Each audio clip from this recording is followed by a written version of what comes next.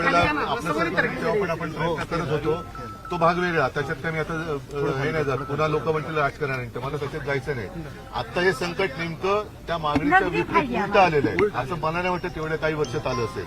त्याच्यामुळे आता तत्काळ जे आपण म्हणतोय की आम्हाला एवढं एवढं द्या, हे साधारणतः मागाशी आता तुम्ही सांगितलं तर आता पर हेक्टरी जी सरकारने मदत जाहीर केलेली आहे ते मला वाटतं अजून ते 2023च्या निकषामध्ये बरोबर आहेत ना.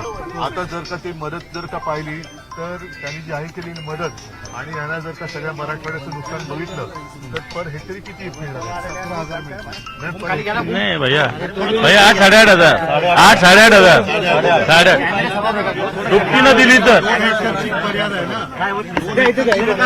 हा 2 हेक्टरला बरोबर काहीच नाही पण ह्याला काढून टाकावं लागेल. काढणी करता 6,000 रुपये मदत येण्याची तशी परत आम्हाला फिरावं लागणार. पैसे नाही त्याच्याकरता इतर गेलेला खर्च ना आता पेरणीला पैसे द्यावे लागतात. सरासरी 2 लाख 3 लाख